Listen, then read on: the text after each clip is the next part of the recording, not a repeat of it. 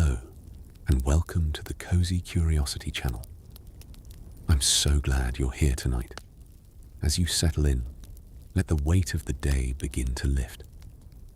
Tonight, we're going to explore something you experience every single night, yet remains one of the most mysterious aspects of human existence. We're diving deep into the world of dreams, those strange, vivid, sometimes beautiful, sometimes bizarre adventures that unfold behind closed eyes. Over the next while, we'll discover 100 fascinating facts about dreams, from the science of what happens in your sleeping brain to the strange phenomena that have puzzled humanity for thousands of years. So find your most comfortable position, let your breathing slow and deepen, and prepare to drift through the landscapes of sleep itself. Whether you're here to learn, to relax, or simply to let these gentle words carry you into slumber, you're exactly where you need to be. So before you get comfortable, take a moment to like the video and subscribe, but only if you genuinely enjoy what I do here. And let me know in the comments where you're tuning in from and what time it is for you. It's always fascinating to see who's joining us from around the world. Let's begin our journey into the realm of dreams. Everyone dreams, even if they don't remember it. You might think you're someone who simply doesn't dream, but science tells us otherwise. Every single person dreams multiple times each night, typically 4 to 6 separate dream episodes. The reason some people insist they never dream is simply that they don't remember their dreams upon waking.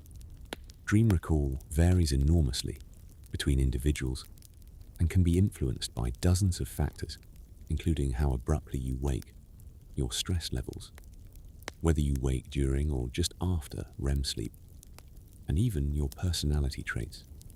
Studies using brain imaging have confirmed that even people who claim they never dream show the same neural patterns during sleep as vivid dreamers.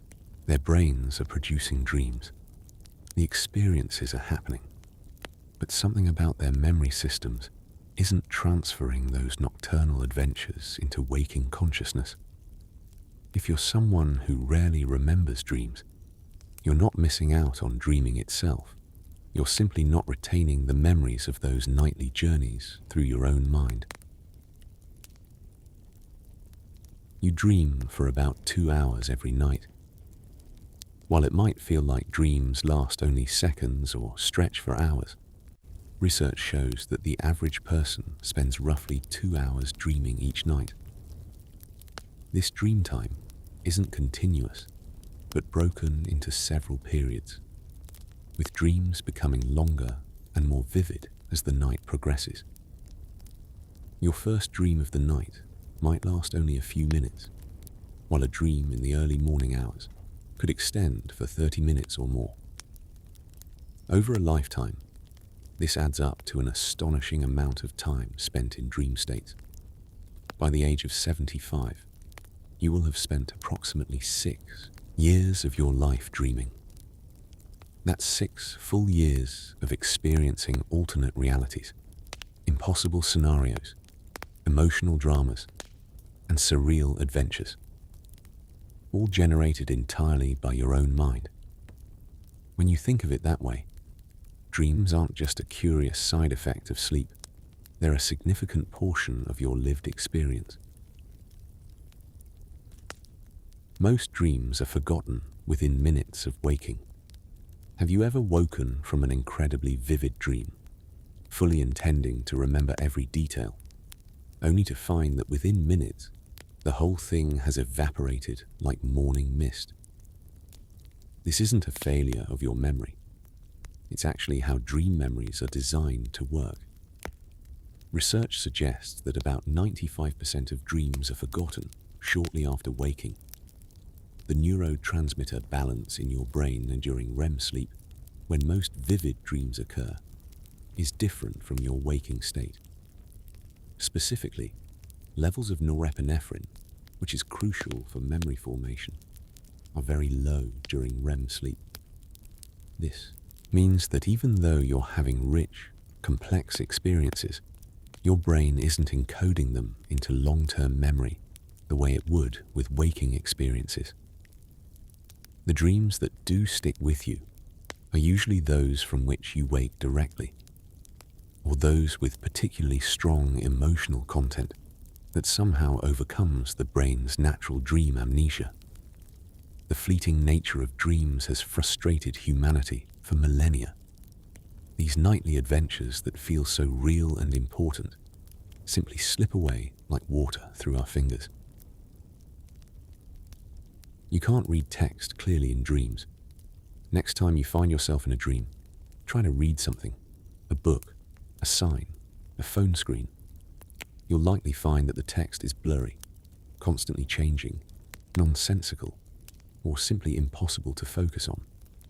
This phenomenon occurs because reading requires the precise coordination of several brain regions, including those responsible for language processing and fine visual discrimination. During REM sleep, when most dreams occur, the areas of the brain that handle these detailed analytical tasks aren't as active. Some people use this as a reality test, deliberately trying to read text to determine whether they're dreaming or awake. The text instability in dreams is so consistent that it's become one of the most reliable signs that you're in a dream state. Interestingly, numbers seem to be even more unstable than letters in dreams. Digital clocks in dreams are notoriously unreliable, with the numbers shifting and morphing each time you look at them.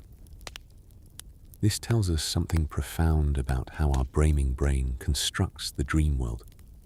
It creates the impression of a complete reality, but it can't quite manage the fine details that our waking brain handles effortlessly. Dreams can solve problems and boost creativity. Throughout history, people have reported waking from dreams with solutions to problems that had stumped them while awake.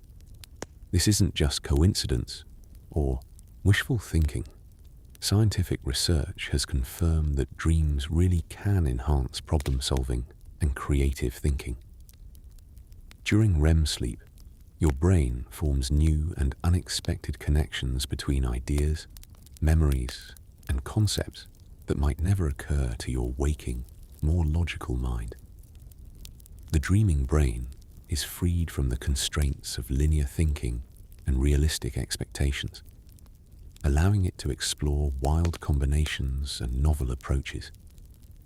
Famous examples include the chemist Auguste Kekulé, who discovered the ring structure of benzene after dreaming of a snake biting its own tail, and Paul McCartney, who composed the entire melody for Yesterday in a dream. Studies have shown that people who are allowed to dream about a problem before attempting to solve it perform better than those who are awake or in non-REM sleep. Your brain is literally working on your challenges while you sleep, running simulations, testing possibilities, and sometimes delivering the answer wrapped in the strange, symbolic language of dreams. You dream in all stages of sleep, not just REM. While REM, rapid eye movement sleep, is famous for producing the most vivid, story-like dreams, you actually dream throughout all stages of sleep. Dreams during non-REM sleep tend to be less visual, less emotional, and more thought-like, often resembling mundane daydreams or simple rehearsals of daily activities. You might dream about organizing your desk or having a brief conversation, nothing fantastical or bizarre. These non-REM dreams are often harder to remember and less compelling, which is why REM dreams dominate our understanding and discussion of dreaming. However, some researchers argue that non-REM dreams are more common than we think, and we simply fail to notice or remember them because they lack the vivid, emotionally charged quality of REM dreams. The experience of dreaming exists on a spectrum across all sleep stages, from the fragmentary thoughts of light sleep to the immersive narratives of deep REM, painting a picture of a mind that never truly stops generating experience, even in sleep. Your muscles are paralyzed during REM sleep to prevent you from acting out dreams. Imagine if you physically acted out everything that happened in your dreams, running, fighting, flying. It would be dangerous, not just to you, but to anyone sharing your bed. Fortunately, your brain has a safety mechanism. During REM sleep, a small region in your brainstem called the pons sends signals that effectively paralyze most of your voluntary muscles, a state called REM atonia. This paralysis affects everything except your eyes, which continue to move rapidly, hence the name REM, and your diaphragm, so you can keep breathing. This system usually works flawlessly, but occasionally it malfunctions. In a condition called REM sleep behavior disorder, the paralysis doesn't engage properly, and people do act out their dreams, sometimes violently, which can lead to injuries. Conversely, sometimes this paralysis persists briefly after waking, causing sleep paralysis, where you're conscious but temporarily unable to move.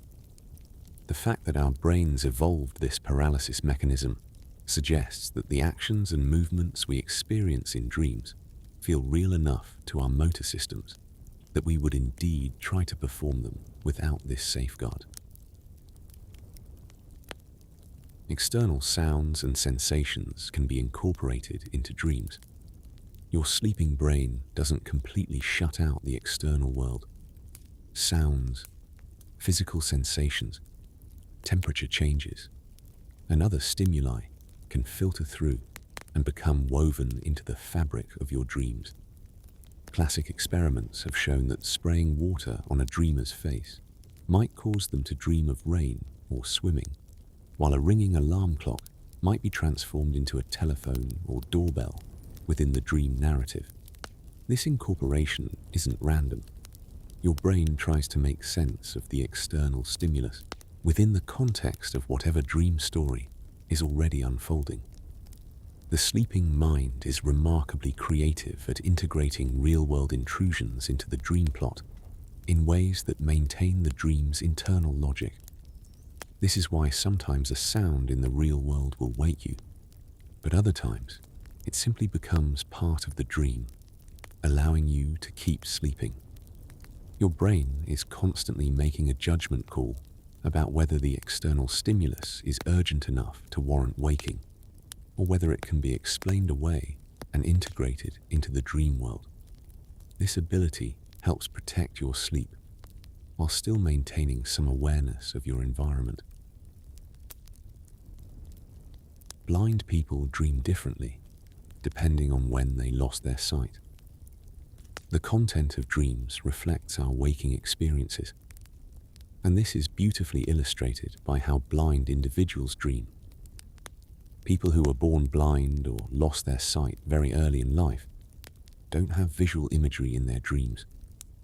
Instead, their dreams are rich with other sensations, sounds, tactile feelings, smells, tastes, and emotional experiences. Their dreams can be just as vivid and complex as sighted people's dreams, but they're constructed from non-visual elements. In contrast, people who become blind later in life, after they've had years of visual experience, typically continue to see in their dreams. They report visual dream content that can remain vivid for years or even decades after losing their sight. However, the visual quality of their dreams tends to fade gradually over time.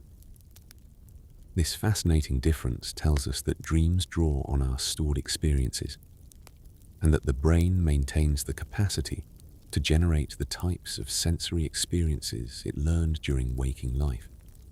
Dreams, in this sense, are a replay and recombination of the sensory languages our brains learn to speak. Animals dream too. Mammals and birds definitely dream, And there's emerging evidence that some reptiles and fish might experience dreamlike states as well. We know this from observing their brain activity during sleep.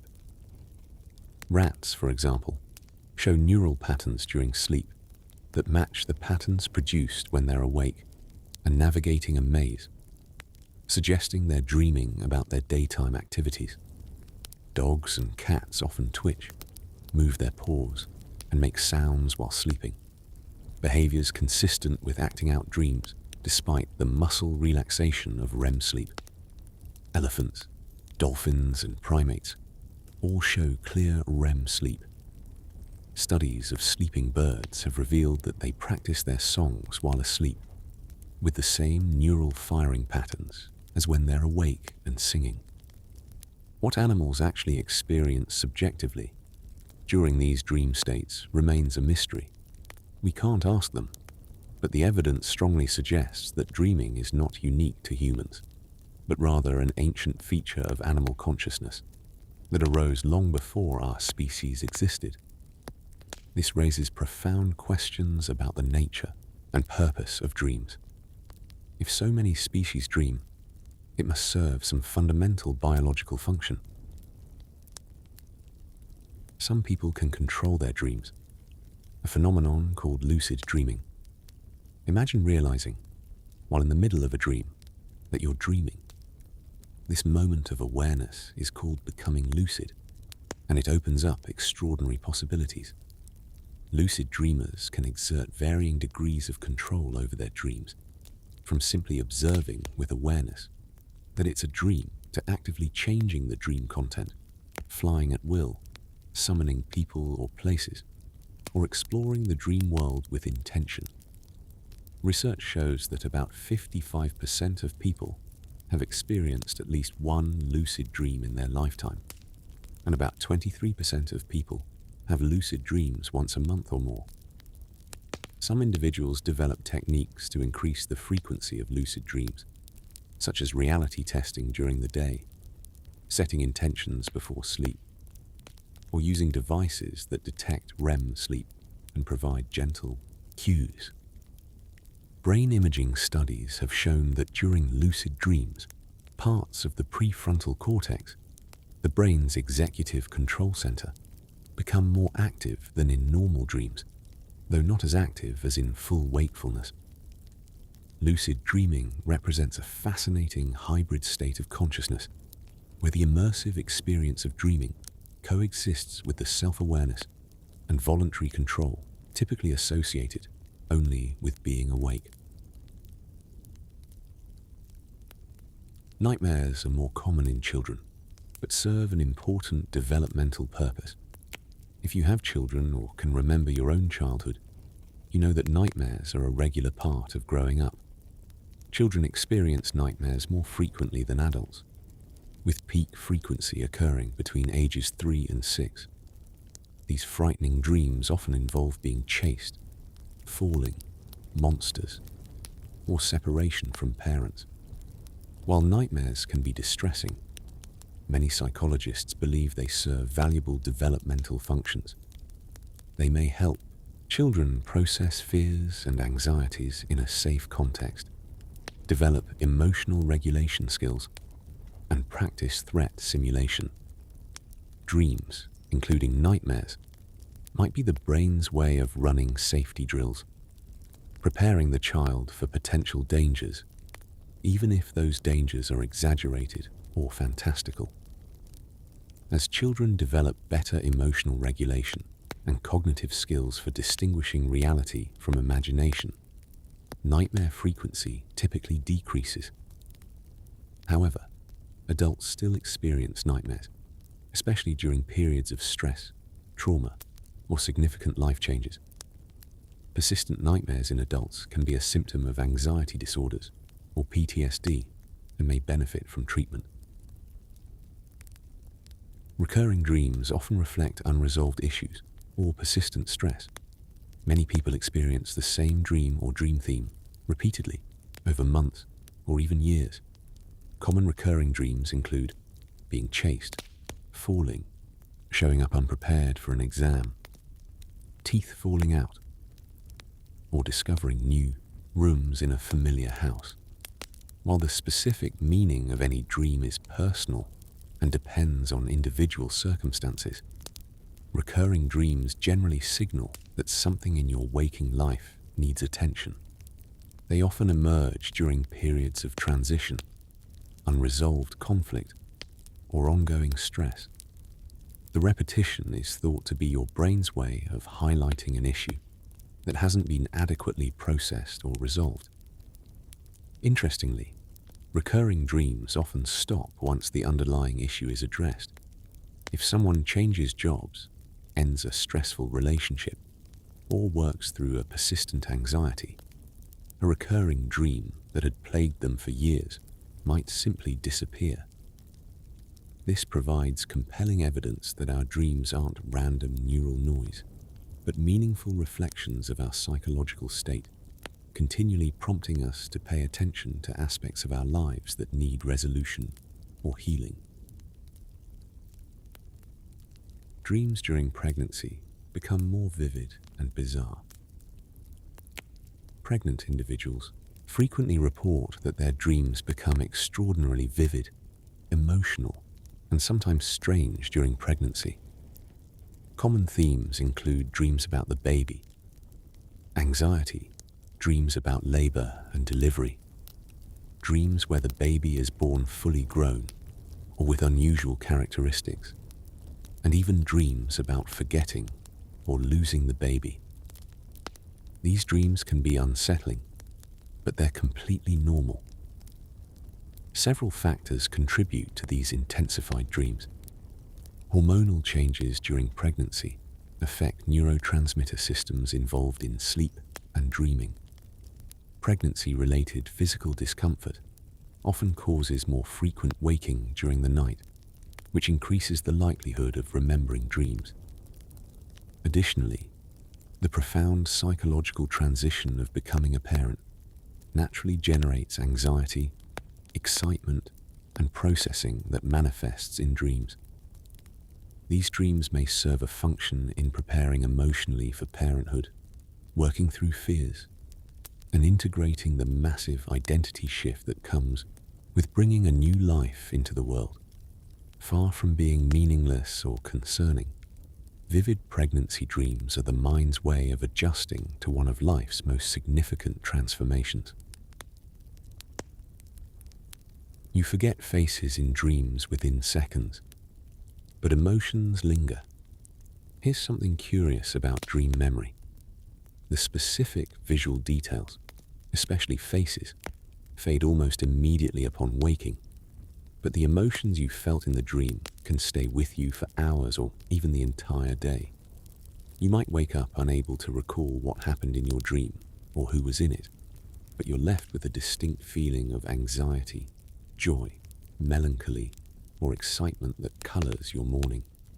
This happens because emotional memories are processed and stored differently than factual or visual memories. The amygdala, your brain's emotional center, is highly active during REM sleep and strengthens emotional associations during dreams.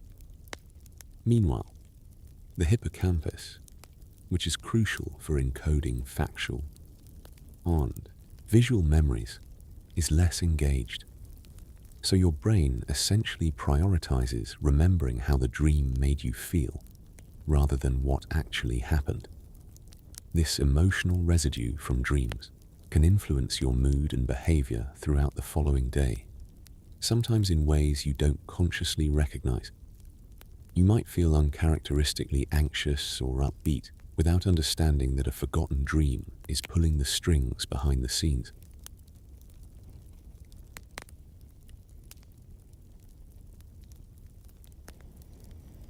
The average dream lasts between 5 and 20 minutes.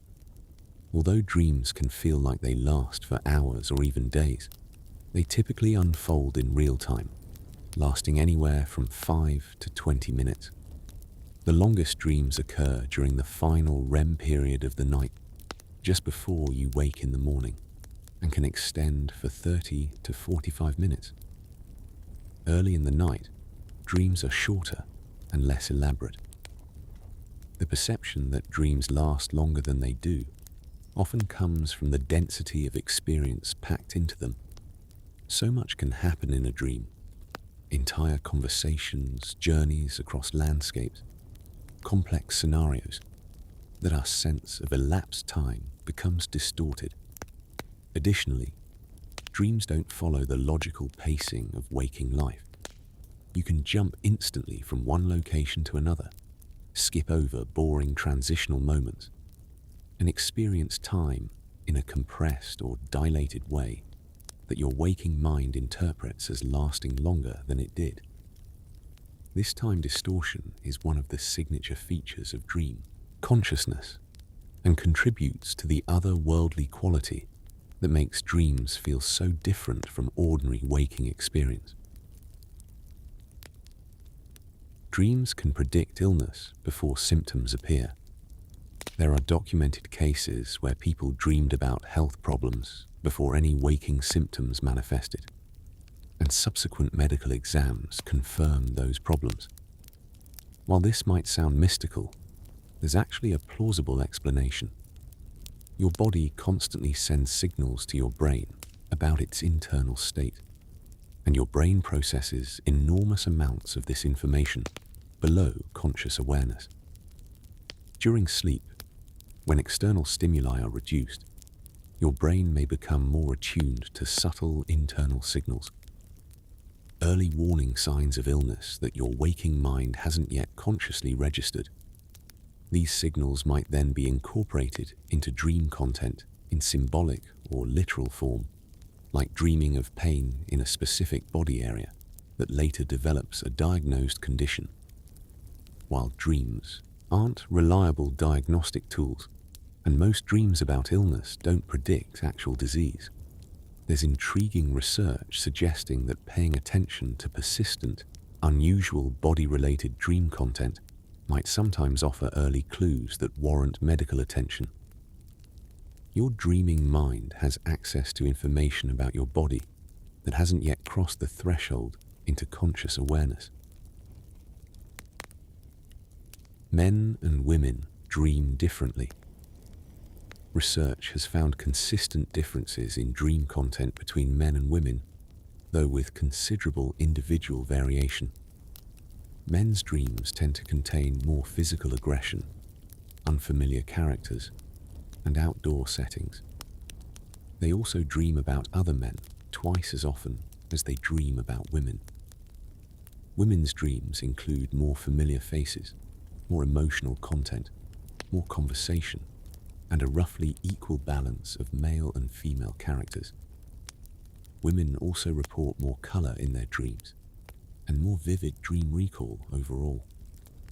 These differences likely reflect a combination of biological factors, such as hormonal influences, and socio-cultural factors, like different life experiences and social expectations. It's important to note, these are statistical trends, not rigid rules. Plenty of individuals have dream content that doesn't match these patterns. What's fascinating is that these differences remain fairly consistent across different cultures, suggesting some underlying biological component, while also showing cultural variation that points to the role of lived experience in shaping dream content. You can have multiple dreams in a single night, each completely different. A single night's sleep isn't a continuous narrative, but rather a series of separate dream episodes, each distinct and unconnected. You might dream about being at work, then later in the night, dream about a childhood memory, then just before waking, dream about something completely abstract or fantastical. Each REM period produces its own dream or set of dreams, and they don't necessarily relate to each other. Occasionally, people do experience dreams that seem to continue from one REM period to the next, or themes that echo through the night, but this is less common. The fragmented, episodic nature of dreaming reflects the cyclical structure of sleep. as your brain moves through different stages throughout the night. Each time you enter REM sleep, it's like starting a new channel. Your mind creates a fresh experience from scratch. This is why keeping a dream journal often reveals the astonishing variety of content your mind generates in a single night. It's not one story, but 4 or 5 completely different mental adventures. Some people dream in black and white, while most people today report dreaming in color. Studies from the 1950s and 60s found that a significant number of people, particularly older individuals, reported dreaming in black and white. This led to a fascinating theory. Researchers hypothesized that exposure to black and white media, especially television and film during childhood, influenced dream content. People who grew up before color TV was widespread were more likely to report black and white dreams. As color media became dominant, younger generations increasingly reported color dreams. More recent studies support this idea, showing that media consumed during youth can indeed influence the visual format of dreams. However, some researchers argue that earlier findings about black and white dreams may have reflected reporting bias or differences in how people describe their dreams, rather than actual differences in dream experience. Either way, the question of whether dreams are in color or monochrome is a reminder of how intimately our dreams are shaped by our waking sensory experiences and the cultural environment in which we live. Dreams have inspired countless works of art, literature, and scientific breakthroughs. The surreal, boundary-breaking nature of dreams has made them a wellspring of creative inspiration throughout human history. Mary Shelley conceived Frankenstein from a vivid nightmare. Robert Louis Stevenson credited a dream with giving him the plot for Dr. Jekyll and Mr. Hyde. Salvador Dali and other surrealist artists deliberately tried to capture the logic-defying imagery of dreams in their paintings. In science, Dmitri Mendeleev reportedly saw the arrangement of the periodic table in a dream, and Elias Howe was shown the solution to his sewing machine design problem in a dream where he was attacked with spears that had holes near their points, inspiring the eye of the needle design that made modern sewing machines possible. Dreams bypass our normal cognitive constraints and sensors, allowing ideas to combine in ways that would never occur to our waking, rational minds. They offer a direct channel to the unconscious, to pure imagination, unconstrained by practicality or convention. Throughout history, those who paid attention to their dreams and took them seriously often found within them treasures of creativity and insight that changed the world. You can die in a dream and not die in real life. Contrary to popular myth, you absolutely can die in a dream and wake up perfectly fine. Many people have experienced dream deaths, being killed, falling to their death, dying in various ways, and living to remember it. The persistent belief that dying in a dream causes real death likely stems from the fact that we can't collect reports from people who have died in their sleep.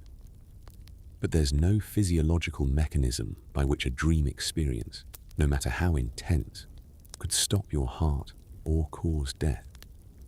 Dreams can certainly be frightening and trigger strong physical responses like increased heart rate and stress hormone release. But these are temporary and not dangerous to healthy individuals.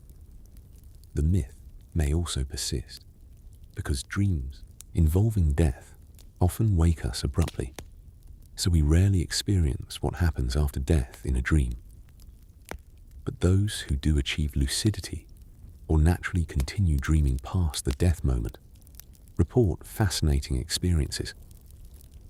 The dream might reset, transform into something entirely different, or continue from a different perspective.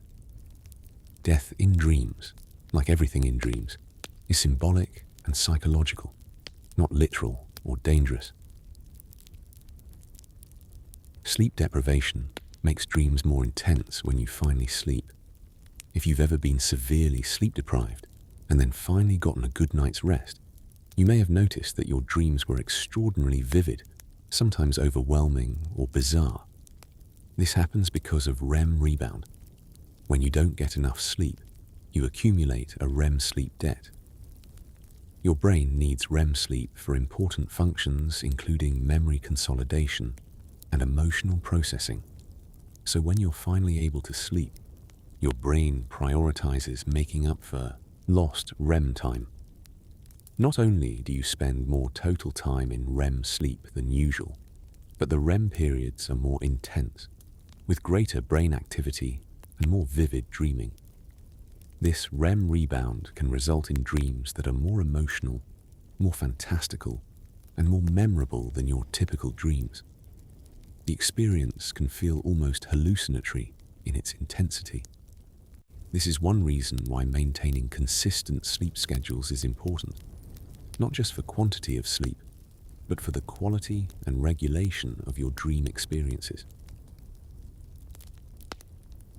Certain medications can affect your dreams, and many medications influence neurotransmitter systems in the brain, and therefore can have notable effects on sleep and dreams. Antidepressants, particularly SSRIs, frequently cause more vivid, unusual, or disturbing dreams. Beta blockers, used for heart conditions and high blood pressure, can trigger nightmares. Melatonin supplements, while helping with sleep onset, often make dreams more vivid. Medications that affect dopamine, acetylcholine, or serotonin levels can all alter dream content, frequency, or intensity. Conversely, some medications, particularly certain antidepressants and anti-anxiety drugs, can suppress REM sleep and reduce dreaming. When people stop taking these medications, they often experience a REM rebound with intensely vivid dreams. If you notice a sudden change in your dream patterns or an increase in nightmares after starting a new medication, it's worth discussing with your doctor. While medication-induced dream changes are usually harmless, they can affect sleep quality, and sometimes the medication or dosage can be adjusted to minimize these side effects. Fever dreams are exceptionally bizarre due to brain temperature changes. If you've ever had a high fever, you've probably experienced fever dreams, those especially strange, often disturbing dreams that can feel almost hallucinatory. Fever dreams typically involve distortions of size and space, feeling of being trapped, repetitive actions, and bizarre, threatening scenarios. Research suggests these unusual dreams result from the elevated brain temperature, affecting neural functioning. Heat changes the rate of chemical reactions in the brain and alters the balance of neurotransmitters. The areas of the brain that regulate temperature, the hypothalamus, sits near areas involved in emotion and memory, so fever can disrupt these systems as well. Additionally, the physical discomfort of illness, the fragmented sleep caused by fever, and the stress response to being sick all contribute to more disturbed, unusual dream content. Fever dreams are often remembered more vividly than normal dreams, perhaps because their bizarre content stands out, or because fever-induced light sleep makes awakening and memory encoding more frequent. Most people find fever dreams unpleasant, but they're a harmless, if unsettling, side effect of the body-fighting illness. Dream interpretation has been practiced for thousands of years across all cultures. Humans have been fascinated by dreams and sought to interpret their meanings for as long as recorded history exists. Ancient Egyptians believed dreams were messages from the gods and had dedicated dream interpreters who would be consulted for important decisions. The ancient Greeks had sleep temples where people would go to receive healing or prophetic dreams. Indigenous cultures around the world have rich traditions of dream interpretation and often view dreams as sources of wisdom, warnings, or spiritual experiences. In the early 20th century, Sigmund Freud proposed that dreams were expressions of unconscious desires and could be analyzed to reveal hidden psychological truths, an idea that revolutionized psychology, even though many of his specific theories have since been questioned or modified. Modern dream interpretation takes many forms, from Jungian analysis of archetypal symbols to cognitive approaches that view dreams as continuous with waking thought. While there's no scientific consensus on whether dreams have specific, decodable meanings, the universal human impulse to find meaning in dreams suggests they touch something deep in our psychology, our need to understand ourselves and our experiences. Smells in dreams are rare, but can be incredibly vivid. Most dreams are dominated by visual and auditory content, with touch, taste, and particularly smell playing minor roles. Only about 1% of dream reports mention smells. However, when olfactory experiences do occur in dreams, they're often reported as being remarkably vivid and realistic, sometimes even more intense than waking smell experiences. The rarity of smell in dreams is puzzling, because smell is such an important sense in waking life and is powerfully connected to memory and emotion. One theory is that the olfactory system, unlike other sensory systems, has a more direct connection to emotional and memory centers and doesn't route through the thalamus in the same way.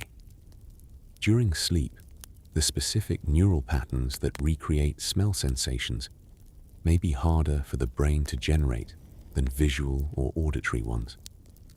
Interestingly, external smells don't typically wake us or enter our dreams as readily as sounds do. Your sleeping brain seems to largely tune out olfactory information, which from an evolutionary perspective makes sense, since smells change slowly and are less likely to signal immediate danger than sudden sounds or movement. Your brain can create entire languages and music in dreams. One of the most remarkable demonstrations of the brain's creative power is its ability to generate completely original music, songs, or even languages in dreams. Musicians and non-musicians alike report hearing novel melodies, complex symphonies, or songs with lyrics they've never heard before, all composed in real time by the dreaming mind. Some people dream in languages they don't speak or hear made-up languages with their own internal grammar and vocabulary. The dreaming brain seems to have no difficulty generating what feels like authentic linguistic or musical content, even though the waking person might struggle to remember it or recreate it upon waking. This tells us something profound about the computational power of the brain. It contains within it the capacity to simulate these complex cultural products, to act as both composer and audience, both speaker and listener. The music and language of dreams, while often forgotten upon waking, demonstrate that creativity isn't something we do, but something that flows from the fundamental operations of our neural architecture. We are, in a sense, creativity machines, and dreams reveal this in its purest form. Time perception in dreams is highly distorted. The experience of time in dreams is notoriously unreliable. Events that seem to unfold over hours, days, or even years can occur in just minutes of actual sleep time. Conversely, some dream researchers have noted instances where dreamers experience time that seem to pass more slowly than real time. Most commonly, dreams compress time, allowing you to experience complex narratives, entire journeys, or elaborate scenarios in a brief REM period. This compression happens because dreams don't include all the boring transitional moments of real life. You don't dream about every step of a journey. You simply arrive. You skip the tedious parts and experience only the highlight, which makes the dream feel like it covered more time than it actually did. Additionally, the lack of external time cues during sleep, no clocks, changing light, or schedules, means your internal sense of duration is free to expand or contract based on dream content rather than objective measurement. This fluid, subjective experience of time is one of the key features that makes dreams feel different from waking life, where time moves at a relatively steady, measurable pace. Children don't dream about themselves until around age 3 or 4. Young children's dreams are qualitatively different from adult dreams. Research using dream reports from children shows that very young children, under 3 or 4 years old, tend to have simpler, less narrative dreams. More interestingly, children don't consistently appear as characters in their own dreams until they develop a stronger sense of self, typically around age 3 or 4. Before this age, their dreams might be more like images or scenarios without a clear first-person perspective. As children's cognitive and social development progresses, their dreams become more complex, more narrative-driven, and more emotionally varied. They begin to feature themselves as active participants rather than just observers or absent altogether. This developmental trajectory of dreaming mirrors the development of self-awareness, memory systems, and narrative thinking in waking life. It's a beautiful example of how dreams reflect and perhaps support the development of consciousness itself. A child's dream life grows in sophistication alongside their waking mental capacities, suggesting deep connections between how we dream and how we think about ourselves and the world.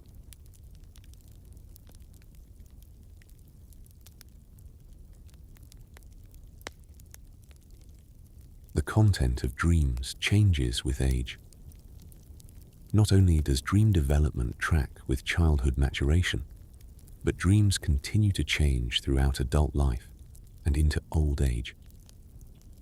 Adolescents and young adults tend to have more vivid, emotionally intense dreams, often featuring social scenarios, identity exploration, and anxiety about the future.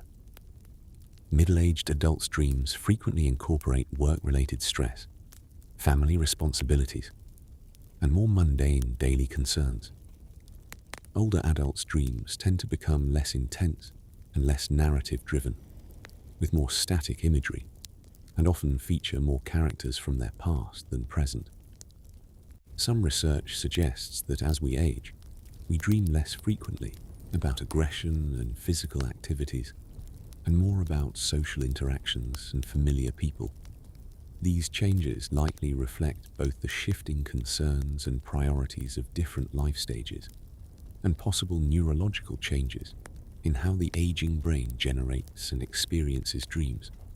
Understanding how dreams change across the lifespan gives us a window into how the preoccupations, concerns, and cognitive styles of each age shape the nightly theatre of the mind.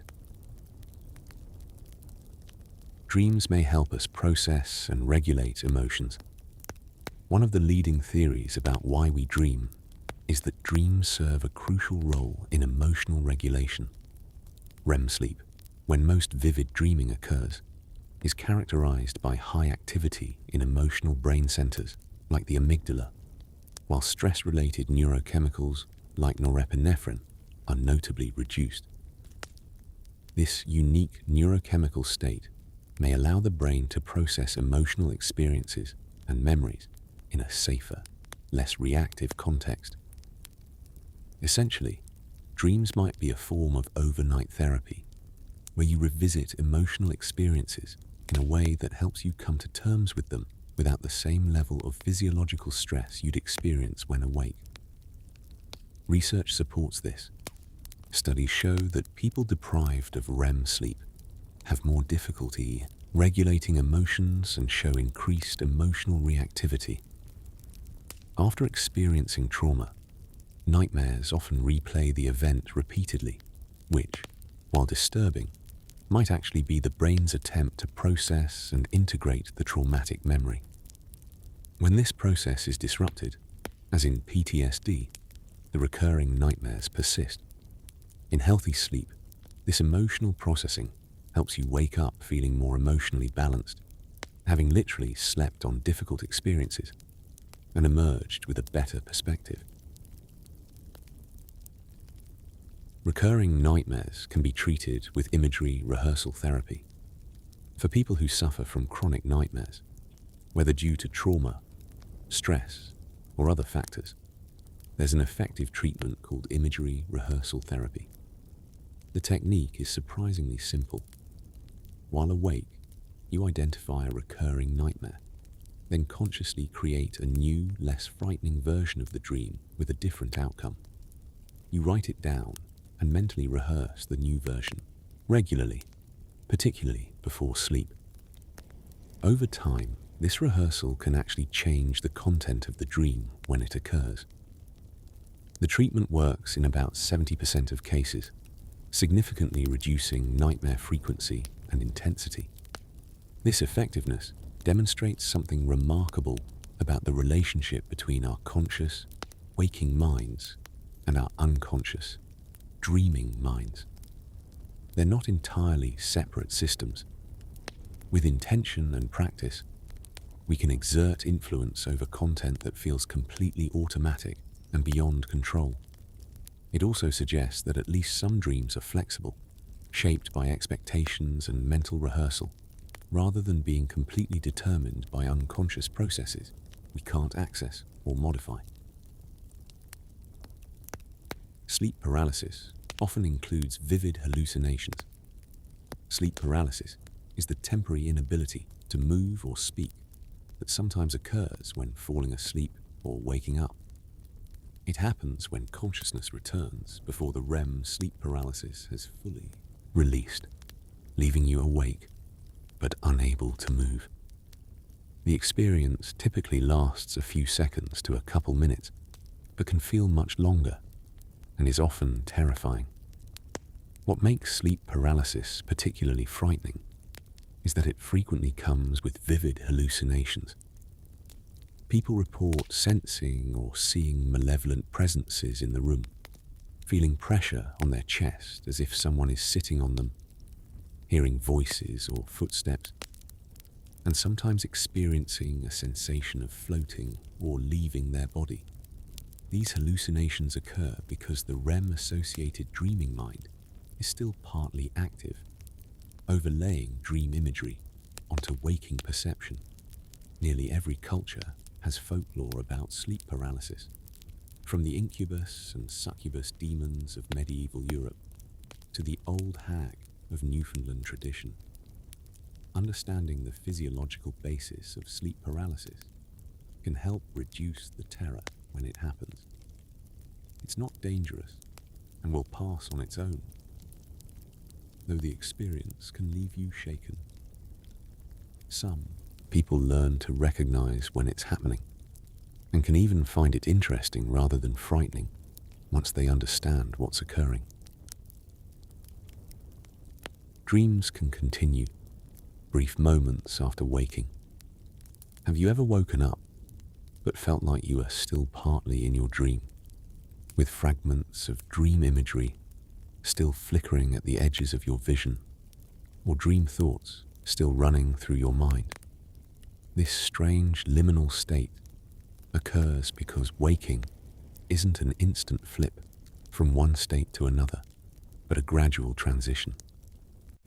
Different brain systems come fully online at different rates. Your consciousness and awareness return quickly, but the neural patterns generating dream content can persist for several seconds. Some researchers call this hypnopompic state, the transition from sleep to wakefulness.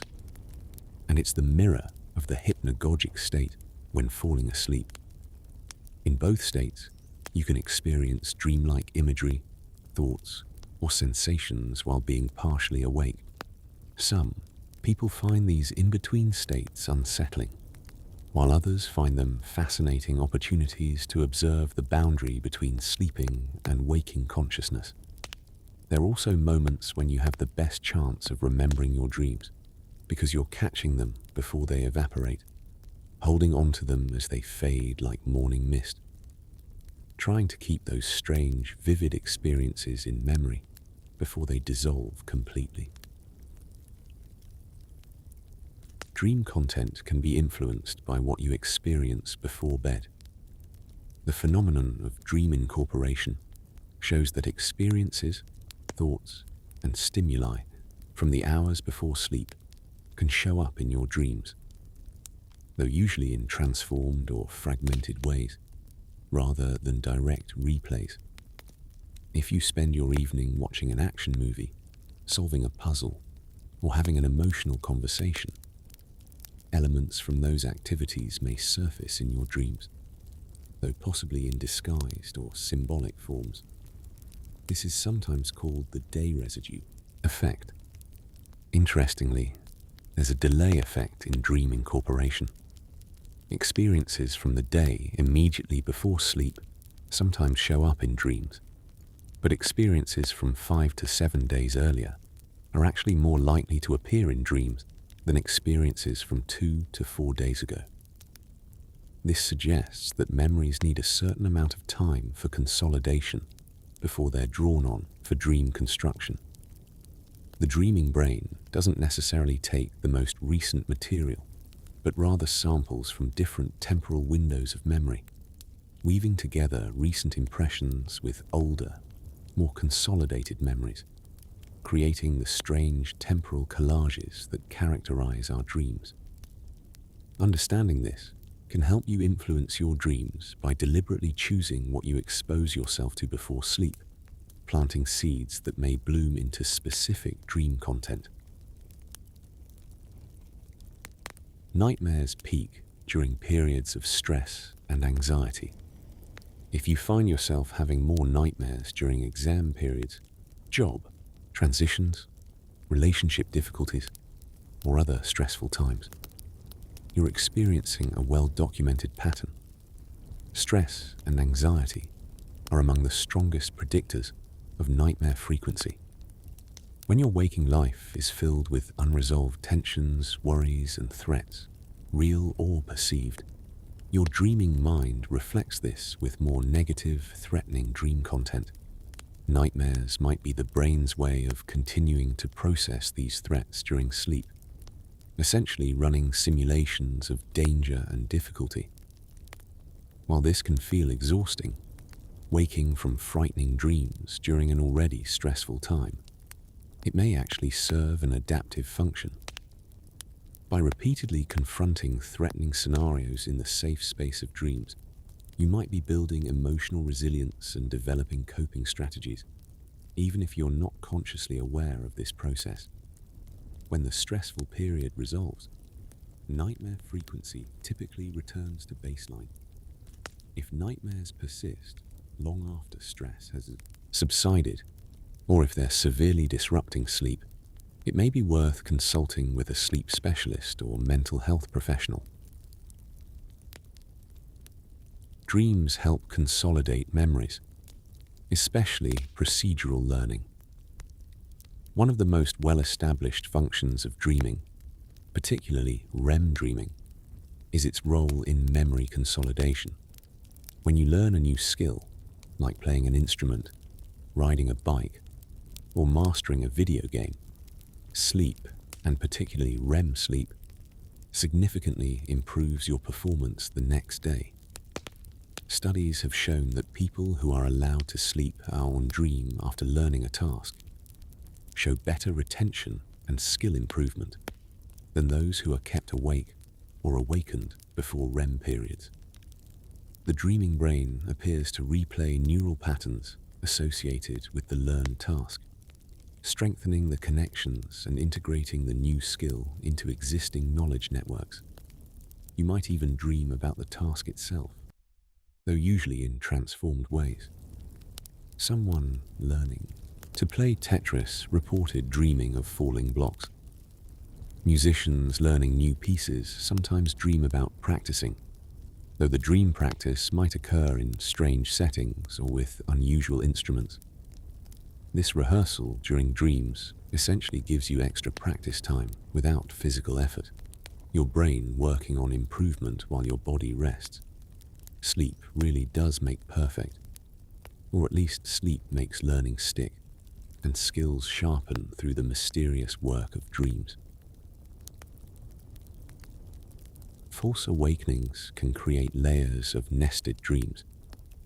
A false awakening is when you dream that you've woken up, often in your own bedroom, going through your morning routine, only to actually wake up and realize the entire thing was a dream. This can be disconcerting, blurring the line between sleep and wakefulness. Even stranger are nested false awakenings, where you wake from one dream into another dream, and then perhaps wake again into yet another dream, creating layers of dreaming, reminiscent of films like Inception.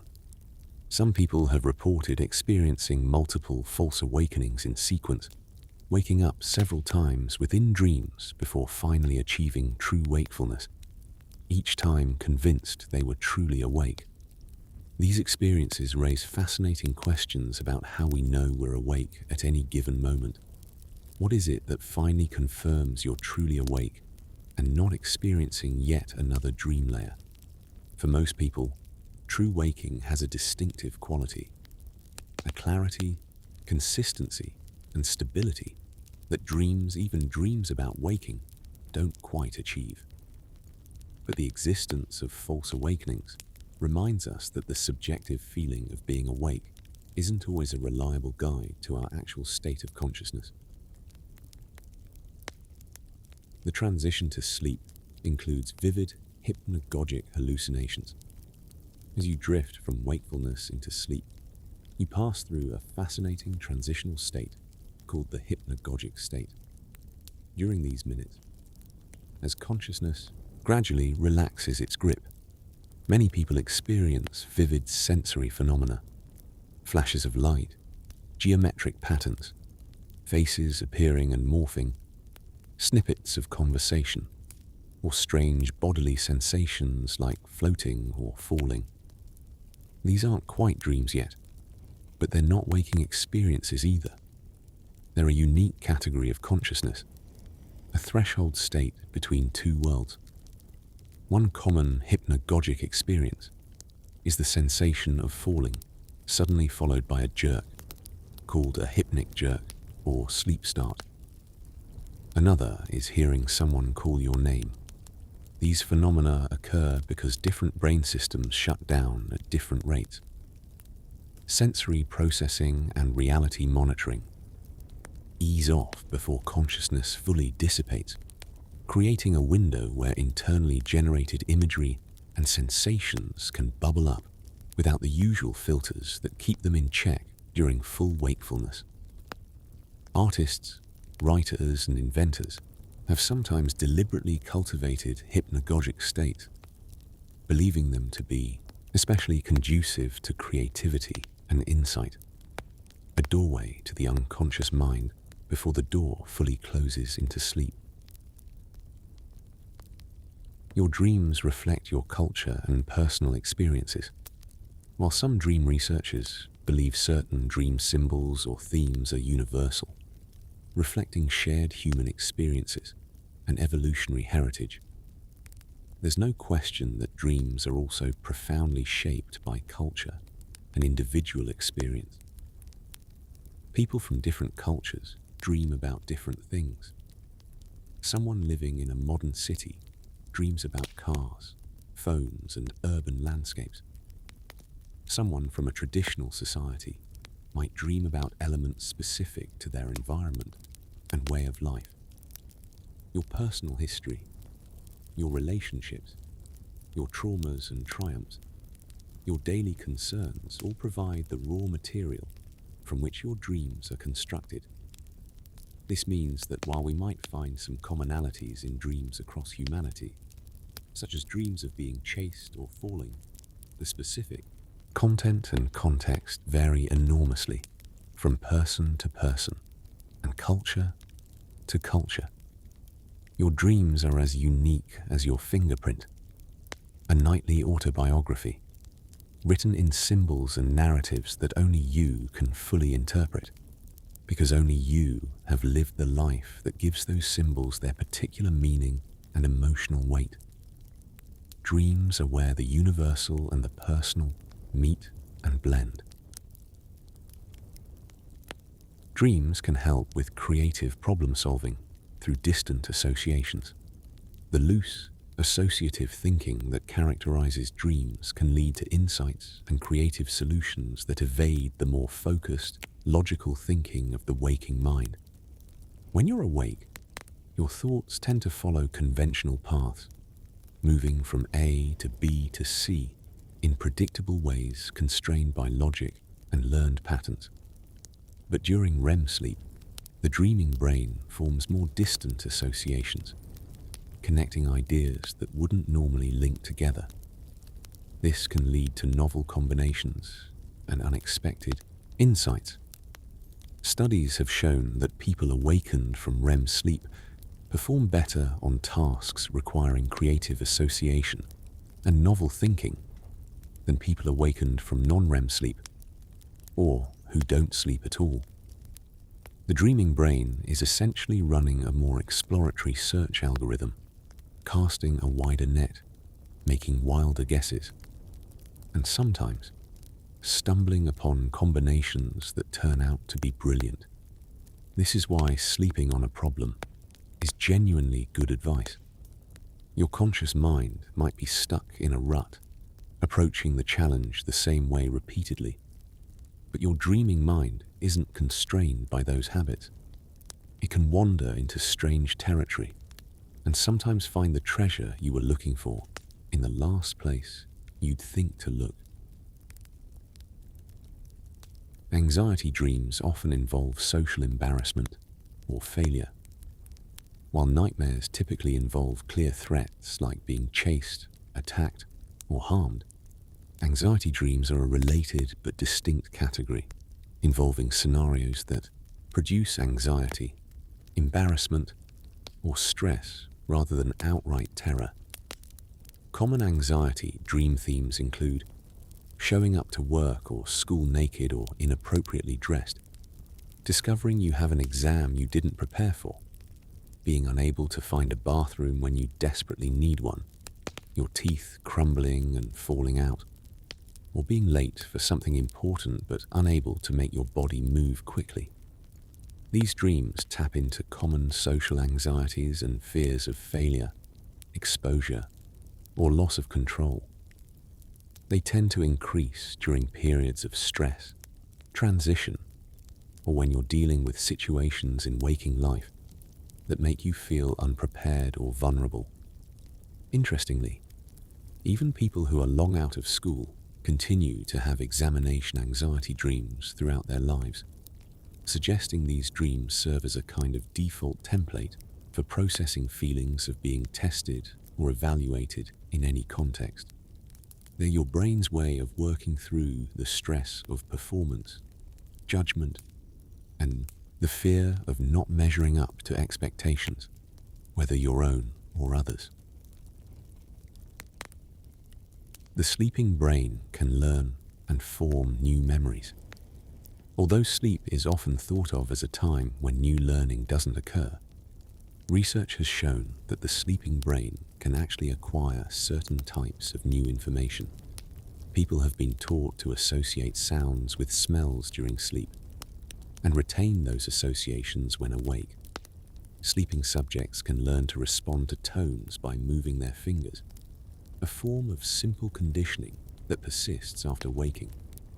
However, this sleep learning is limited to relatively simple associations and doesn't extend to complex information, like learning a new language or memorizing facts. The sleeping brain can also integrate new information with existing memories, which is why sleeping on something you've studied helps cement it in your memory more effectively than continued waking rehearsal. What's particularly interesting is that the emotional associations formed during sleep learning can be quite strong. Information encoded during sleep often carries a different quality than information learned while awake, sometimes feeling more intuitive or implicit rather than explicitly recalled. This shows that even in sleep, even while dreaming, the brain remains somewhat open to the external world and continues its fundamental work of learning and adapting. You have fewer dreams as you age, though wisdom traditions suggest otherwise. Research generally shows that as people age, they spend less total time in REM sleep and report fewer and less vivid dreams. Older adults typically have shorter, lighter REM periods and may wake more frequently, disrupting the dream process. However, this picture is complicated by the fact that dream recall also declines with age, independent of actual dream production.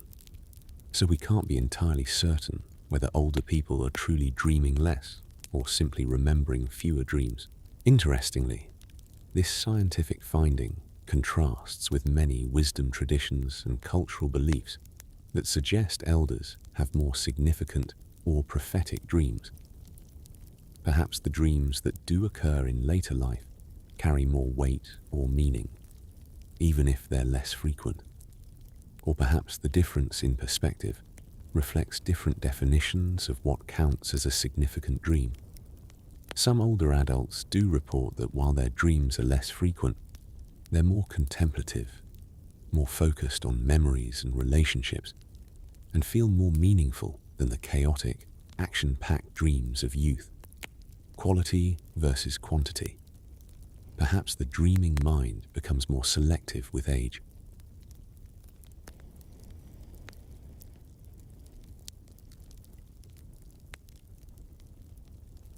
Dream journals can improve dream recall dramatically.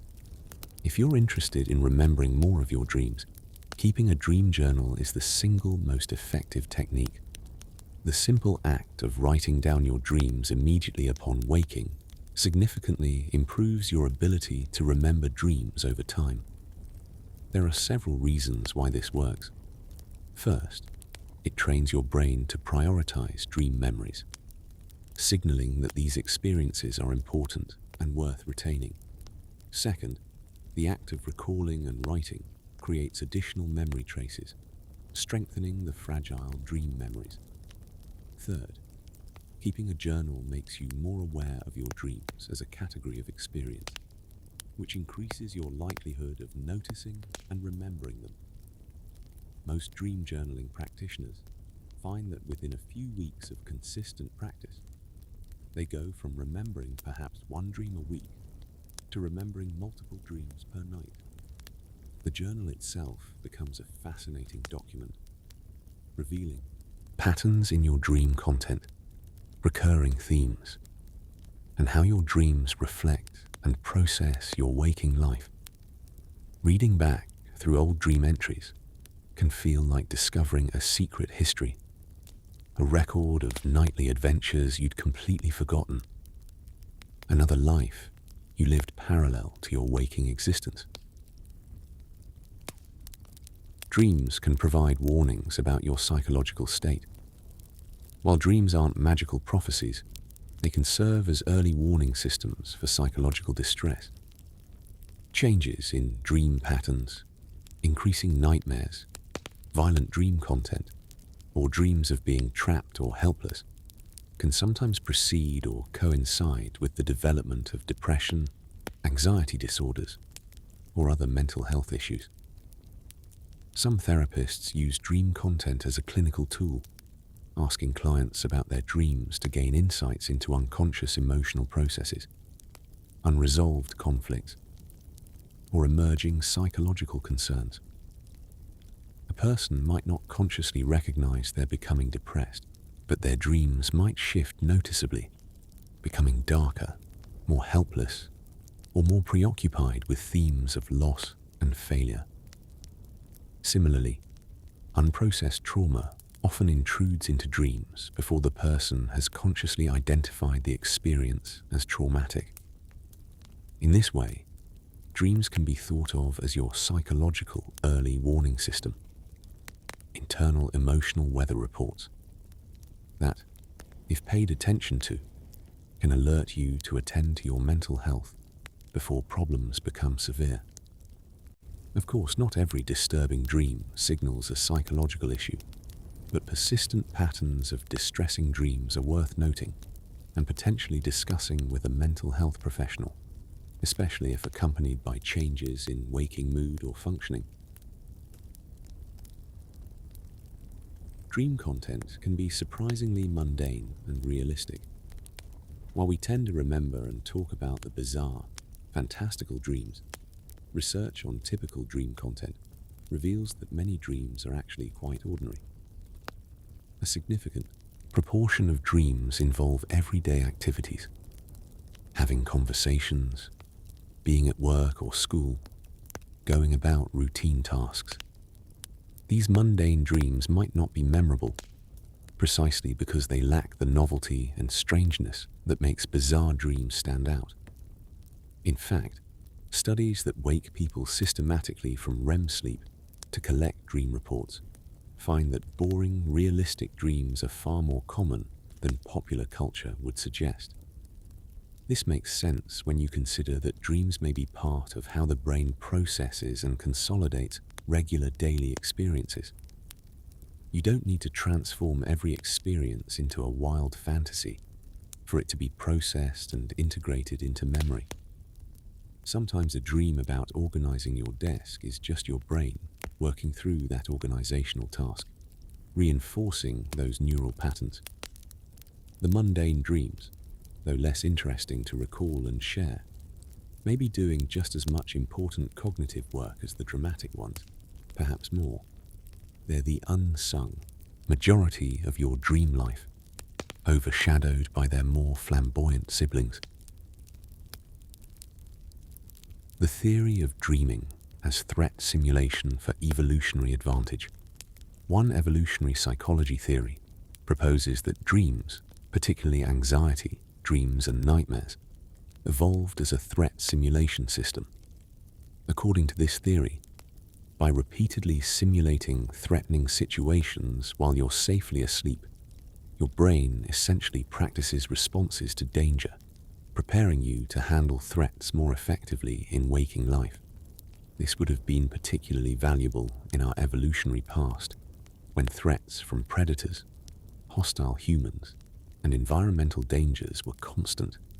The theory helps explain why negative emotions are overrepresented in dreams compared to waking life, why threatening scenarios are so common, and why we so often dream of being chased, attacked, or endangered.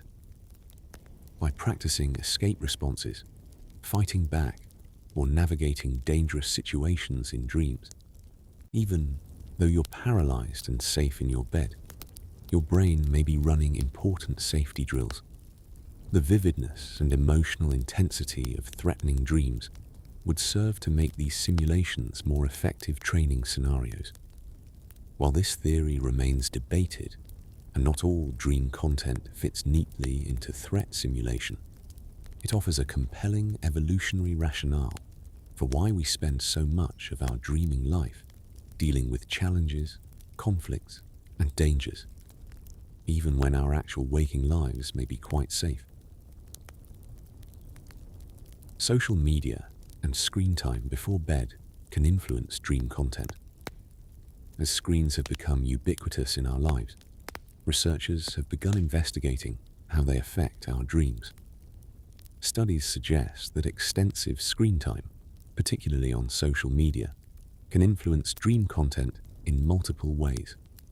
First, the content you consume before bed provides material for dream incorporation. If you spend your evening scrolling through social media, watching videos or playing games, elements from that content may appear in your dreams. Second, The blue light from screens interferes with melatonin production and can delay REM sleep, potentially affecting dream quality and duration. Third, the emotional tone of screen content matters. Disturbing news, social comparison stress from social media, or intense entertainment can increase the likelihood of anxiety dreams or nightmares. Some people report that after heavy social media use, their dreams become more fragmented, more social, and sometimes more anxiety-producing, reflecting concerns about social status, comparison, or missing out.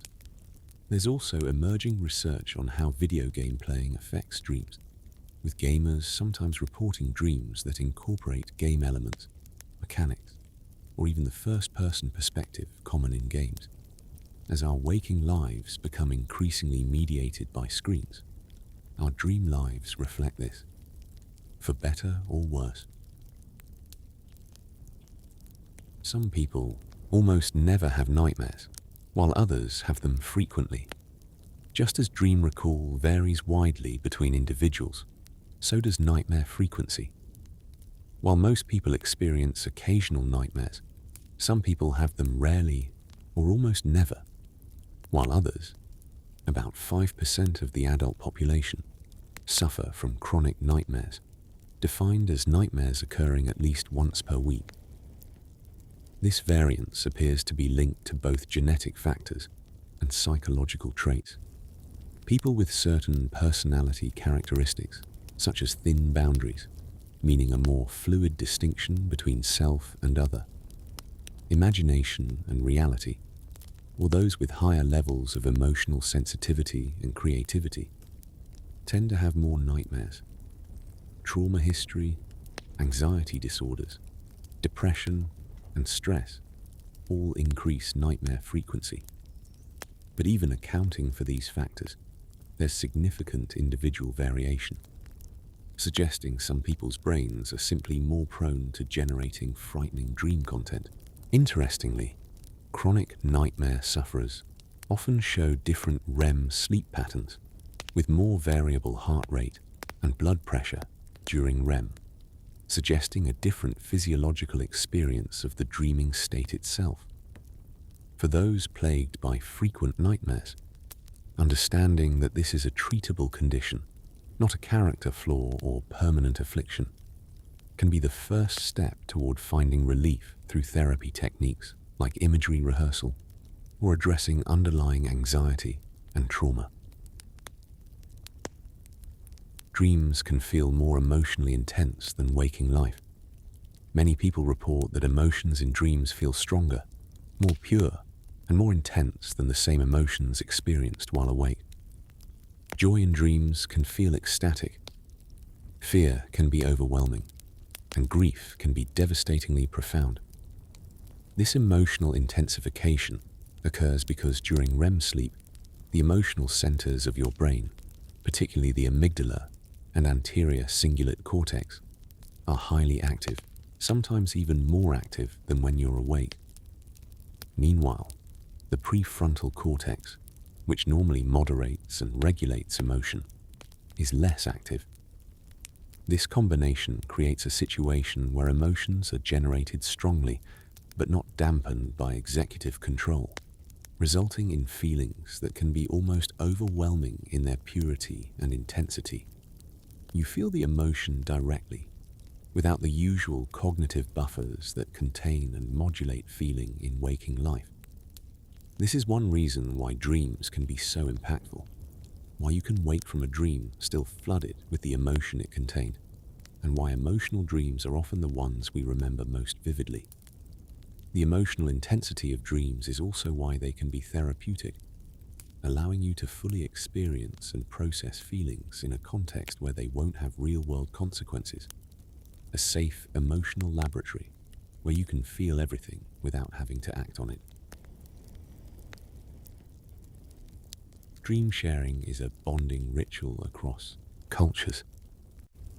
Throughout human history and across virtually all cultures, sharing dreams has been a social activity that strengthens bonds between people.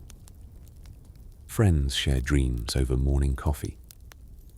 Partners tell each other the dreams they had the night before. Families discuss dreams at breakfast. In many indigenous cultures, dream sharing is a formalized ritual, with community members gathering to share, interpret, and discuss dreams together. There's something intimate and connecting about sharing these strange, personal, vulnerable, nighttime experiences. When you tell someone your dream, you're sharing a piece of your inner world, revealing the strange images and concerns your unconscious mind generates. This builds trust and intimacy. It's also a way of making sense of the often confusing dream experiences by putting them into words, getting another perspective, or simply having someone witness and acknowledge something that felt significant, even if bizarre. Dream sharing might have also served important functions in early human communities, allowing people to work through common threats and challenges collectively, to share warnings, or to maintain social cohesion. Even in our modern scientific age, the practice of sharing dreams remains common, suggesting it fulfills some deep social and psychological need, a way of saying to each other, "Here's something strange that happened to me. Here's what my mind does when I'm not in control. Here's a part of me you don't usually see." Babies spend about half their sleep time in REM, dreaming constantly. Newborn infants spend approximately 50% of their sleep in REM, compared to about 20 to 25% for adults. This means babies are dreaming for hours every day. But what do babies dream about? Since dreams draw on experiences and memories, and newborns have limited experience of the world, their dreams are probably quite different from adult dreams. They may consist of sensations, movements, sounds, and feelings rather than the complex narratives adults experience. Some researchers believe this extensive REM sleep in infancy serves a crucial role in brain development, with the intense neural activity of REM helping to wire and refine neural connections. As children grow and accumulate more experiences, their dreams likely become richer and more complex, gradually taking on the characteristics of adult dreams. The high proportion of REM sleep in babies gradually decreases through childhood, settling into the adult pattern by the teenage years. This developmental trajectory suggests that whatever dreaming does for the brain, it's especially important during the period of rapid neural growth and learning that characterizes infancy and early childhood. Dreams can occur in all sleep stages, each with distinct characteristics. While REM dreams get most of the attention, dreaming actually happens throughout the night in all sleep stages, though with different qualities. Non-REM stage 2. Dreams tend to be shorter, more thought-like, and more closely related to recent waking experiences. They often involve rehearsing conversations or reviewing events from the day. Slow-wave sleep, or deep sleep. Stage 3 dreams are the rarest and hardest to recall, often consisting of brief, fragmentary images or sensations rather than coherent narratives. REM dreams are the longest, most vivid, most bizarre, and most story-like. As the night progresses and REM periods become longer and more frequent, dreams typically become more elaborate, emotional, and surreal. The final REM period before waking, which can last 30 to 45 minutes, often produces the most memorable and complex dreams of the night. This is why the dreams you remember are usually from the early morning hours. You're emerging from a long, deep REM period when you wake. Understanding that dreaming is a continuous process happening throughout sleep, not confined to one stage, gives us a fuller picture of the dreaming mind's constant activity. Lucid dreamers can use dreams for skill practice and rehearsal. Once you achieve lucidity in a dream, realizing you're dreaming while the dream continues, you open up remarkable possibilities. Athletes have used lucid dreaming to practice their sport, rehearsing movements, plays, and techniques in the dream state. Musicians practice instruments, public speakers rehearse presentations, and artists experiment with creative ideas. While dream practice doesn't replace physical practice, research suggests it can provide real benefits. The brain activates similar motor and cognitive networks during imagined or dreamed actions as during actual performance, meaning you're getting genuine neural rehearsal. What's particularly interesting is that, in lucid dreams, you can practice without the constraints of physical reality.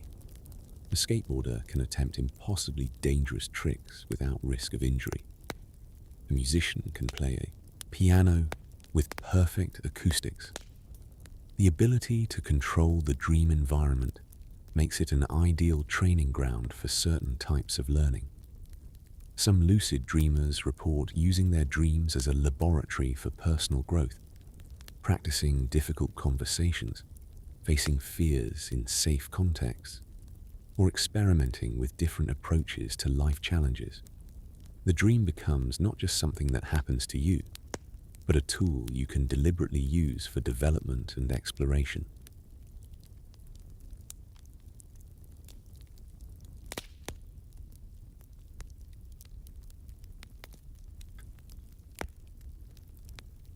The phenomenon of dream characters, who seem to have independent personalities.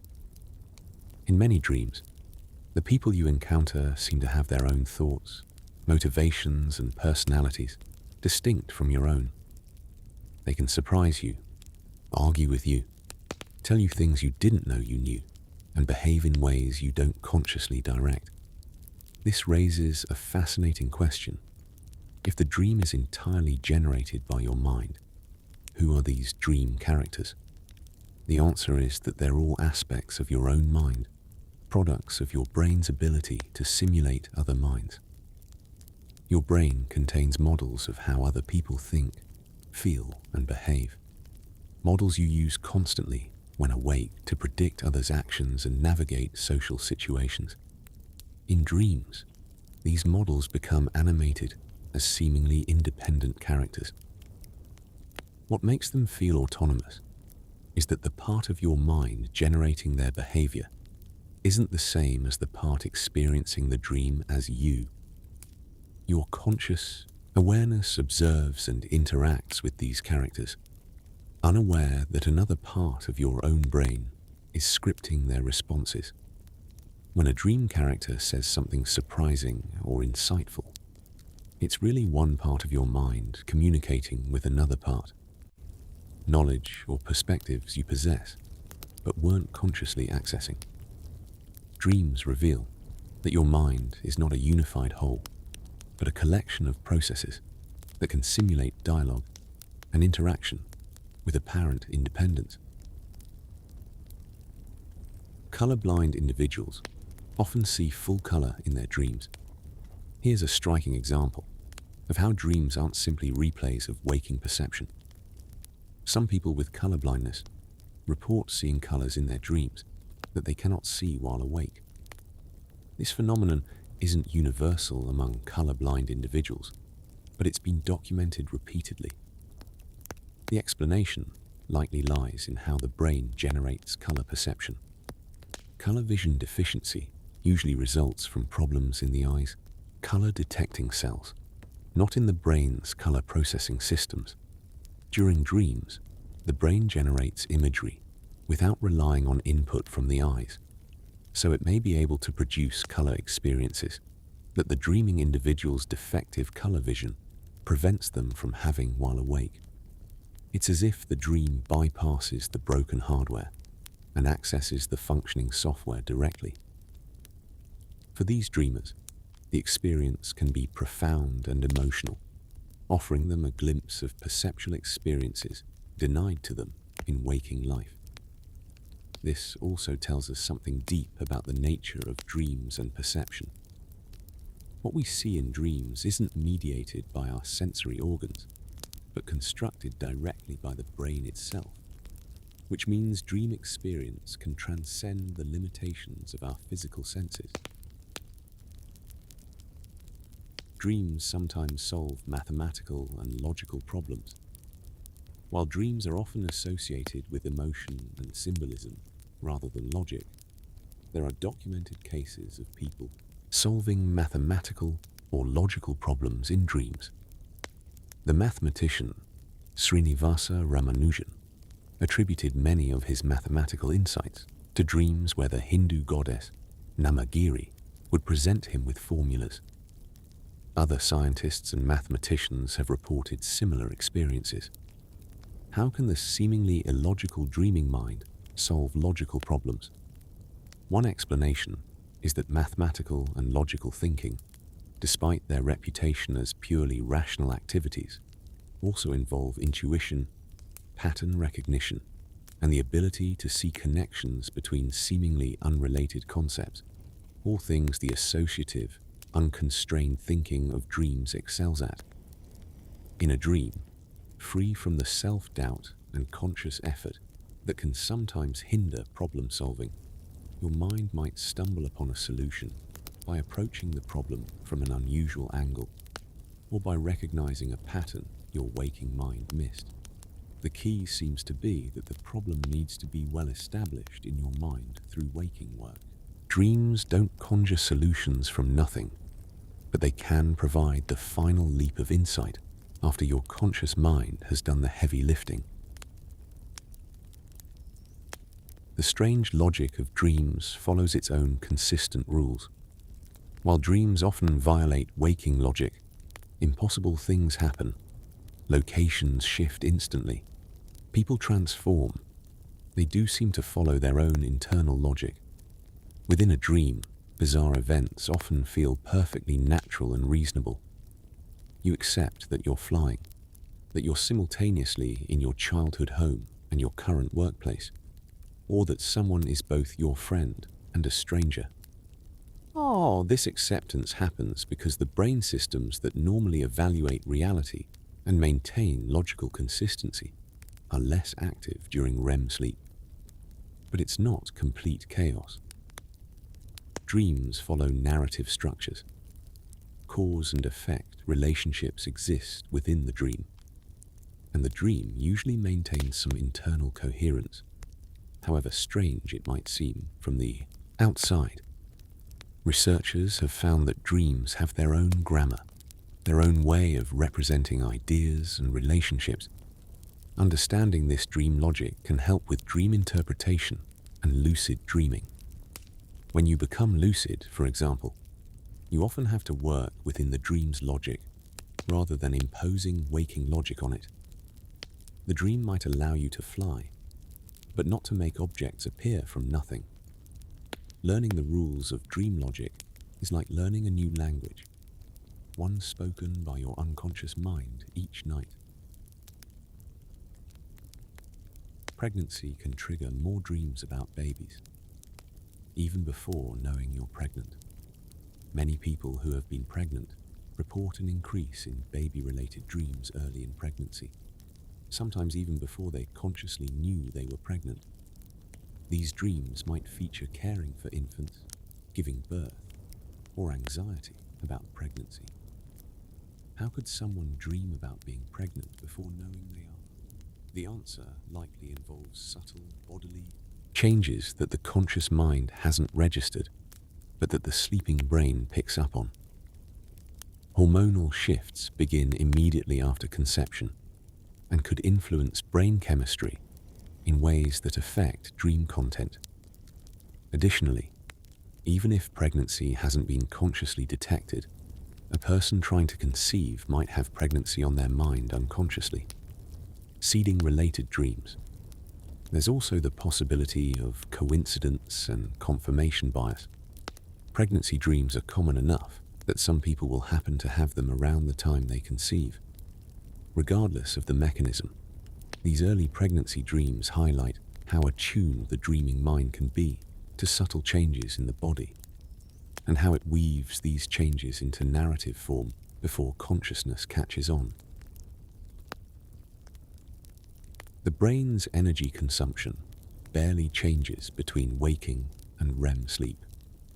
You might think that during sleep, especially during REM when you're dreaming, your brain would be relatively quiet and consuming less energy than when you're awake. Surprisingly, that's not the case. During REM sleep, when your most vivid dreams occur, your brain's energy consumption is nearly as high as when you're awake and engaged in complex mental tasks. In some regions, particularly those involved in visual processing and emotion, activity levels during REM sleep can actually exceed waking levels. This high energy demand during REM sleep tells us that dreaming isn't a passive or restful state for the brain. Something intensive is happening, whether it's processing memories, consolidating learning, regulating emotions, or whatever other functions dreams serve. The brain is working hard while you dream. Meanwhile, your body is deeply relaxed, in that state of muscle paralysis that prevents you from acting out dreams. So we have this fascinating contrast: a highly active brain generating vivid experiences in a profoundly relaxed, immobilized body. This combination allows for intense mental processing without physical expenditure of energy, an efficient division of labor between mind and body during sleep. Serial dreams, continuing across multiple nights, are rare but fascinating. While most dreams are self-contained episodes, some people experience serial dreams, dream narratives that continue across multiple nights like episodes of a TV series. You might dream the first part of a story one night, then dream its continuation days or weeks later, sometimes over many nights. Serial dreams often feature recurring locations, ongoing storylines, or developing relationships with dream characters. They're more common in children, but can occur at any age. What's particularly interesting is that serial dreams demonstrate remarkable continuity and memory within the dream state. The dreaming mind remembers previous dream episodes and picks up where it left off, even though the waking mind might not consciously recall those earlier dreams. This suggests that some dream memories may be stored separately from waking memories, accessible primarily within the dream state itself.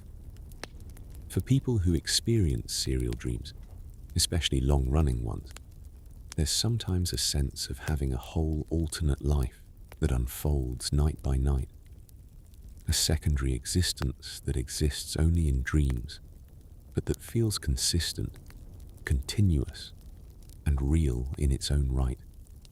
These dream worlds can become deeply meaningful, and some people feel genuine loss when a long-running serial dream finally ends or stops recurring.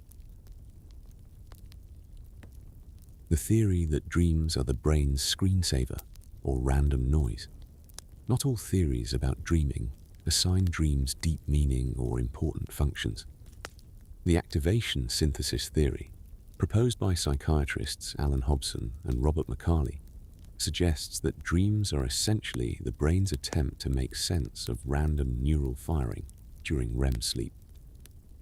According to this view, the brainstem generates random signals during REM, and the cortex, trying to interpret these signals, weaves them into something resembling a coherent narrative. Dreams in this model are more like the brain's screensaver, activity that occurs to keep systems running, but doesn't necessarily convey meaning or serve specific functions. While this theory explains some aspects of dreams, like their bizarre, discontinuous nature, it doesn't easily account for the meaningful content many dreams seem to have, their relationship to waking concerns, or the evidence that dreams play roles in memory consolidation and emotional regulation. Most contemporary researchers take a middle position, acknowledging that dreams involve both bottom-up processes, random neural activity that needs to be interpreted, and top-down processes, meaningful content shaped by memories, emotions, and concerns. Dreams may be neither pure meaning nor pure noise, but something in between, a conversation between the brain's randomness and its drive to create coherence and meaning. Deaf people who use sign language often sign in their dreams. Just as hearing people sometimes talk in their sleep, deaf individuals who communicate through sign language often sign in their dreams. Observers have noted sleeping deaf people making hand movements consistent with signing. More interestingly, in their dream experiences, deaf individuals communicate through sign language just as they do while awake.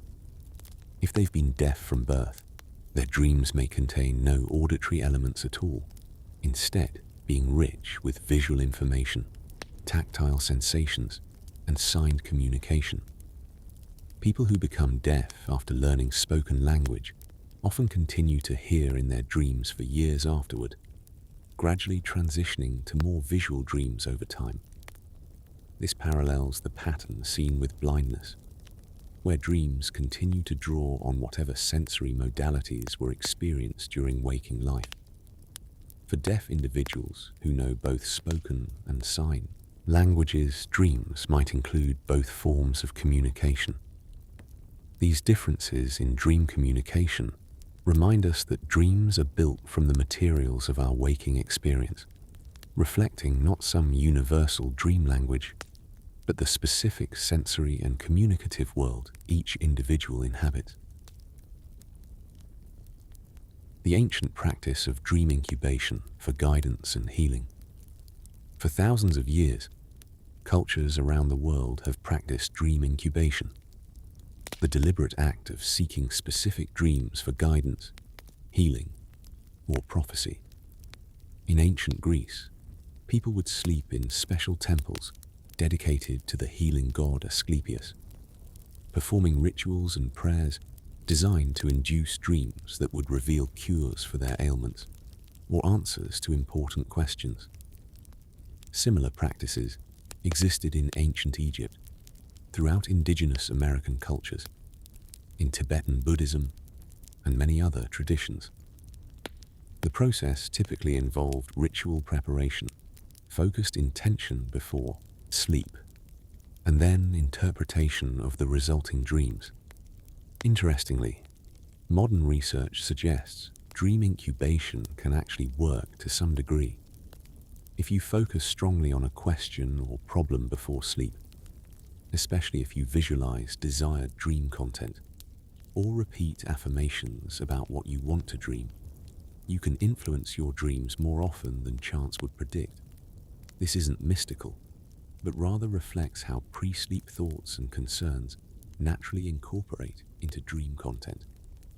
While you might not receive divine revelations, you may find that deliberately focusing on a question before sleep leads to dreams that offer fresh perspectives or insights on that question. The ancient practice of dream incubation, stripped of its religious context, becomes a practical technique for harnessing dreams for personal insight and problem solving. And so our journey through the mysterious realm of dreams comes to a gentle close. We've wandered together through the science and strangeness, the questions and the quiet certainties about these nightly adventures we all share. As you lie here now, perhaps your mind is beginning its own drift toward that threshold between waking and sleeping, preparing for tonight's dreams. And whether you remember them or not when morning comes, know that your brain will be working through the day's experiences, processing emotions, consolidating memories, and creating those strange symbolic narratives that only you will witness. The dreams waiting for you tonight are already forming in the background of your mind, drawing on everything you've experienced, felt, and wondered about. So let yourself sink deeper now, knowing that the world of dreams is not separate from you, but is you, another facet of your consciousness. another way of being. Let your breathing slow. Let your thoughts become softer, less defined. The boundary between waking and dreaming is thinning, and soon you'll cross over into that other country, that secret landscape that exists only in sleep. If you found tonight's exploration calming, if these gentle facts about dreams helped you unwind, consider subscribing to the Cozy Curiosity channel. Share your own dream experiences in the comments if you'd like. But for now, simply rest. Let the dreams come when they're ready. Thank you for spending this time in curious wonder. Sleep well, and may your dreams, whatever form they take tonight, be kind to you. Good night.